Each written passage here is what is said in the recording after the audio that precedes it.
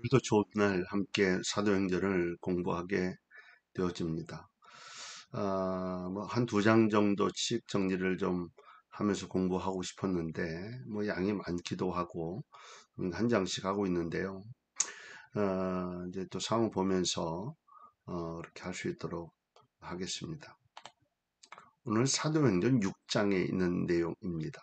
성령과 지혜가 충만한 일곱 집사를 세우는 내용을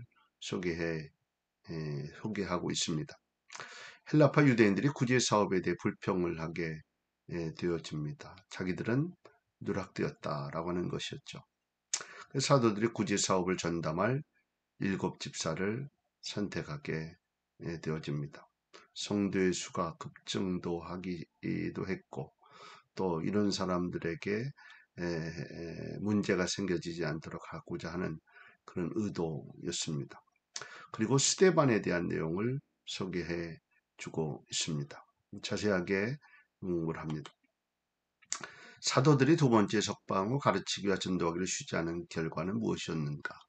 사도들이 핍박과 고난 속에서도 실망하지 않고 오히려 날마다 복음을 전한 결과 제자의 수가 더 많아졌다. 가르치기와 전도하기를 쉬지 않는 결과는 제자의 수가 더 많아졌다. 멈추지 말아야 되죠. 여기서 제자는 예수의 죽음과 부활을 직접 목격한 자를 의미하지 않고 사도들의 전도를 받아 예수 그리스도를 영접한 일반 성도를 말한다. 보통 제자다라고 이야기하면 예수님 옆에서 직접 예수님을 모시고 예수님의 주 모든 것들을 다 목격한 자를 의미하는데 그런 제자의 의미가 아니었다 하는 거죠. 예수를 영접한 일반 성도들을 표현하고 있는 겁니다. 두 번째, 헬라파 유대인이란 어떤 자들을 가리키는가? 헬라파 유대인이란 본래는 유대인, 그런 유대인이었다는 거죠. 근데 그들이 각처에 흩어져 살게 된 이후에 이방 세계에서 출생한 2세들을 이야기합니다. 그러니까 외국에서 태어난 유대인들을 이야기하는 거죠. 그들은 대개 헬라어를 사용하며 헬라 문화의 영향 아래 살았던 사람들이다. 그러니까 헬라가 그 당시에 모든 것들을 주관하는 그런 때였기 때문에 헬라의 영향을 받아서 살게 되는 그곳에 있는 유대인들을 이야기하고 있는 것이죠. 시브리파 사람은 헬라파 유대인들과는 달리 팔레스타인에서 출생하여 시브리어나 아람어를 사용하는 유대인들이었다. 이와 같이 헬라파 유대인과 시브리파 사람들은 둘 다 한 핏줄임에도 불구하고 언어로 말미암아 나누어졌으며 그 결과 사상도 사회적 관습도 달라지게 되었다. 무서운 말이죠. 이 언어라고 하는 표현이. 또 살아가는 환경이라는 것이 무시할 수 없죠. 어쨌든 같은 핏줄은 같은 핏줄이었다. 보수적인 시브리인들은 모세율법과 전통을 엄격하게 고집하게 고수했고요. 자유적인 헬라파 유대인들은 보편적으로보다 넓은 문화와 접촉했고 로마 제국에 대해 보다 유연한 개념을 가지고 있었다. 보수적 히브리인들은 무섭죠. 모세율법 전통 지키는 것이 아주 엄격했다. 그런데 그렇지 않은 상황에서 살았던 헬라파 유대인들은 조금 자유로웠다는 거죠. 교환하는 취미와 학벌과 재능이 다른 각양각색의 사람들이 모여있다. 하지만 그리스도 안에서 한 형제와 자매가 된 거로 모든 것이 서로 용납하고 이해할 수 있어야 한다. 교회처럼 다양한 분들이 있는 곳이 있을까 하는 정도 여러 종류의 사람들이 모이게 돼요. 그러나 예수 그리스도로 하나 된 사람들, 이 부분을 우리는 늘 놓치지 말아야 되고 서로 이해할 수 있는 모습을 가져야 합니다. 세 번째로 왜 사도들이 일곱 집사를 세우게 되었는가? 디모데전서 5장 9절에 의하면 초대교회에서는 가난하고 불쌍한 자, 특히 과부들의 명부를 작성해서 구제의 대상으로 선정한 후에 그들에게 구제품을 분배했다는 것입니다. 그런데 오순절 성령 강림 이후에 성도들의 수가 갑자기 급증하게 되죠. 헬라어를 사용해도 헬라파 유대인들이 속한 과부들이 구제에서 누락이 됐어요. 하다 보면 그런 상황들이 있었는데 누락이 됐어요. 그날 식량을 배급받을 때마다 푸대접을 받는 경우가 생기게 된 거예요. 뭐 실제적으로 그런 이유를 가졌기 때문이 아니었는지 모르겠지만 어쨌든 헬라파 유대인들이 그랬다는 거죠. 그래서 이 시브리파 유대인들에게 불평을 터뜨리게 되어집니다. 엄밀하게 이야기하면 예수님의 제자들은 시브리파 유대인들이었기 때문에 왜 당신들이 우리한테 이렇게 잘 해주지 않냐 뭐 이렇게 이야기해 할 수도 있었겠죠. 그래서 열두 사도는 이와 같은 교회 내의 갈등을 해결하기 위해서 성도들을 불러놓고 우리가 하나님의 말씀을 제쳐놓고 공개를 일삼는 것이 마땅하지 아니. 나누고 섬기고 뭐 이런 것들을 마땅하지 아니. 형제들아 너희 가운데서 성령과 지혜가 충만하여 칭찬 듣는 사람 7을 택하라 이렇게 제안합니다. 일할 수 있는 일꾼들 7을 택하라는 얘기죠. 이와 같이 열두 사도는 교회 안에 잡음을 제거하고 성도 간의 신뢰와 화목을 도모하며 교회의 진정한 사명 곧 기도하는 것과 말씀 전하는 것을 감당하기 위해서 열두 사도는 뭐 하는 거예요? 말씀 전하는 것과 기도하는 일에 전념하는 거죠. 그리고 구제와 봉사를 담당할 집사라고 하는 직분자를 선택하자라고 제안을 하게 됩니다. 본인들은 기도하고 말씀 전하는 여기에 전무하는 것이고 또 실제로 여러 가지 구제 봉사하는 모든 사람들을 또 선택해서 그들 직분자로 삼자라고 하는 그런 의도로 제안을 하게 된 것입니다. 그러면 집사의 자격은 무엇이었는가? 첫째, 승찬 내는 사람이어야 했다. 부정함이 없으며 이웃으로부터 성실한 사람으로 인정받고 모든 일에 덕스럽고 찬양할 만하다고 여겨지는 신망 있는 사람이어야 했다. 두 번째는 그들은 성령 충만해야 했다. 주어진 일을 바르게 처리하는 데 필요한 성령의 연세가 충만해야만 했다. 그들은 재능과 용기를 겸한 사람들로서 진실할 뿐만 아니라 하나님을 경외하는 자들이었다. 칭찬내는 사람이면서 성령이 충만해야 했다는 것. 세 번째는 지혜가 충만한 사람이어야 했다. 정직하고 용기 있는 사람이라는 것만으로는 부족하여 그들은 이를 순서 있게 처리할 수 있는 재능을 소유한 자들이었다. 혹 지혜가 좀 부족해서 교회에 좀 덕을 세우지 못하는 경우들이 좀 있죠. 그래서 교회를 섬기는 사람들이 좀 지혜로운 사람들이 해야 되는 것은 당연한 일이라고 생각합니다. 다섯 번째로 그들 중에 7을 택하라고 한 까닭은 무엇인가? 유대인들은 7이라는 수를 성수다, 완전수다 생각했어요. 원만하게 수를 택할 때는 7을 택했다는 거죠. 그리고 그때 형편으로 7사람 정도라면 구제 사업을 감당하기에 적당했기 때문에 7을 택한 것이었고 또 초대교회 사도들은 가장 중요한 일, 곧 하나님의 말씀을 교육하고 전하는 일은 제쳐놓고 구제 사업에만 골몰하는 것이 옳지 않음을 깨닫고 구제 사업을 감당하기 알맞은 동시에 거룩한 수인 7을 생각하여 신망이 두텁고 성령과 지혜가 충만한 사람 7을 선택하라라고 이야기한 것입니다. 여섯 번째로 선택된 7집사는 누구이며 그 과정은 어떠했는가? 집사로 선택된 7사람은 스데반과 또 빌립, 브로고로, 니가노르, 디몬, 바메나, 또 유대교에 입교한 사람 니골라, 이 7사람 스데반, 빌립, 브로고로, 니가노르, 디몬, 바베나, 또 니골라 이렇게 7사람이었다는 거죠.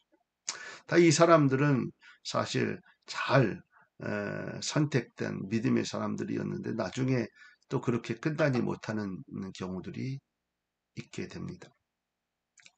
그 선택 과정은 다음과 같은데요. 먼저 온 무리가 사도들의 제안에 불평 없이 기뻐하며 민주적으로 집사들을 선택했다.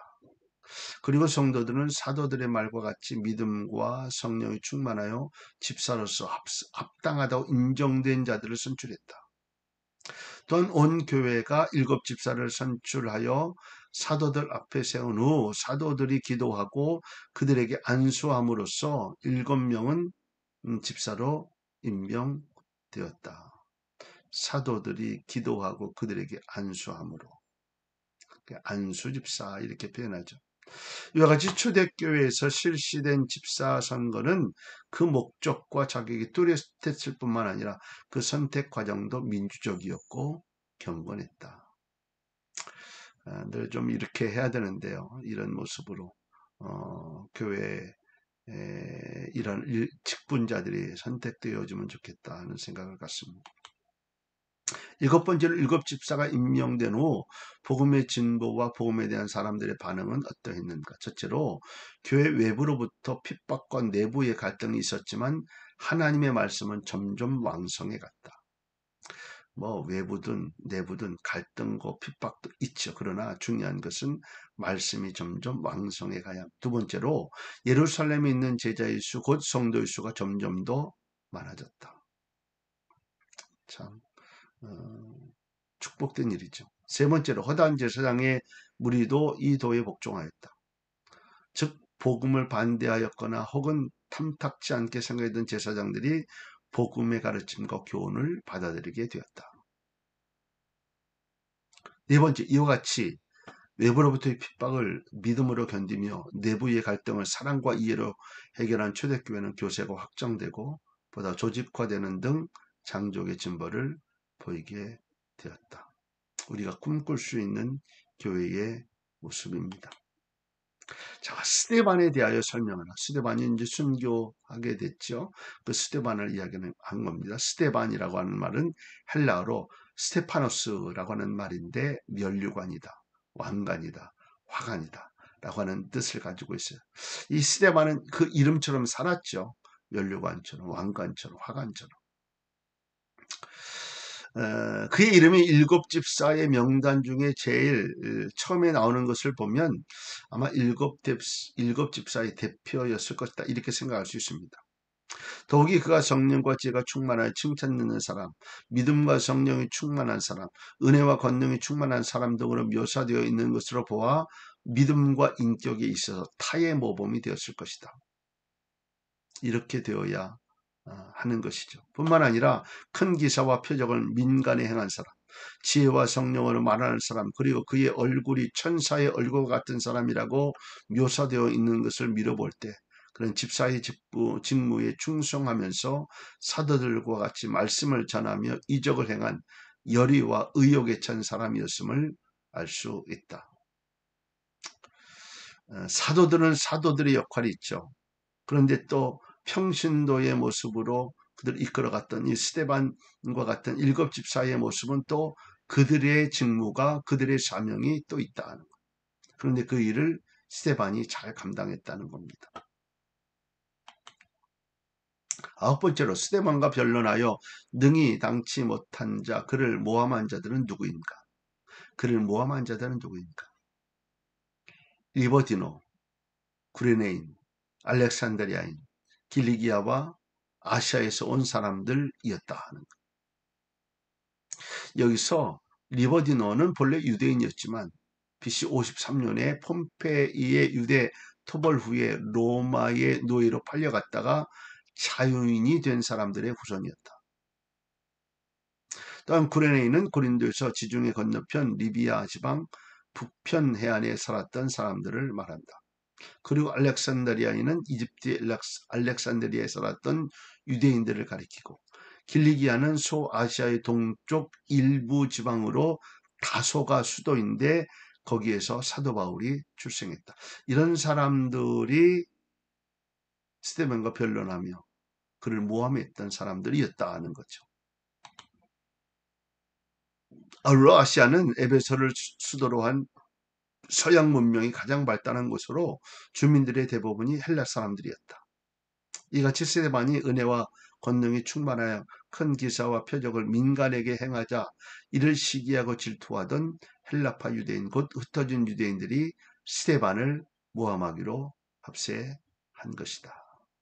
어쨌든 유대인들은 복음에 대한 진리를 갖고 있는 그리스도인들을 어쨌든 좋아하지 않았고 그들이 계속 질투도 느꼈고 또 모함도 하고 심지어는 해를 입히기도 했다는 것입니다. 11번째로 스데반과 변론한 자들이 행한 4가지 일은 무엇인가? 첫째, 그들은 은밀한 사람들을 가르쳐 스데반이 모세와 하나님을 모독하는 말을 했었다고 말하게 하였다. 이 유대인들에게는 모세나 하나님에 대한 내용 굉장히 신성했죠. 이것을 모독했다 이렇게 이야기를 한 거예요. 그들은 백성과 장로와 서기관들을 충동시켜 스데반을 공회로 잡아가게 합니다. 세 번째, 그들은 스데반을 공회로 끌고 가 공회원들 앞에서 실문을 합니다. 네 번째로 그들은 스데반을 신문할 때 거짓 증인들을 세웠습니다. 왜냐하면 거짓 증인들이 있어야 심판대에 세우기 때문에. 이와 같이 스데반이 지혜와 성령으로 말하여 저희가 능히 그를 당하지 못하자 이에 스스로 분개한 무리들이 스데반을 무고히 모함하고 공회에 넘기게 되었다는 겁니다. 11번째로 스데반은 무슨 제목으로 공회에 끌려갔는가? 스데반은 자신의 기사와 표적이 나사렛 예수의 이름을 힘입어 행해진 것이라고 설명했을 것이고, 아울러 변론하는 무리들에게 예수 그리스도의 교훈과 부활 사건을 증거했을 것이다. 이때 스데반은 예수께서 하신 예언, 곧 성전 파괴에 대한 예언을 말하고, 아울러 율법의 행위보다 사랑의 실천을 강조하신 예수 그리스도의 가르침을 역설했을 것이다.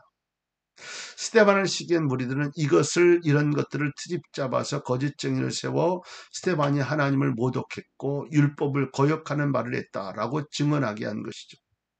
결국 스데반은 자신을 모함한 무리들에 의해서 신성모독과 율법을 거역한 죄목으로 공회에 끌려가게 된 것입니다.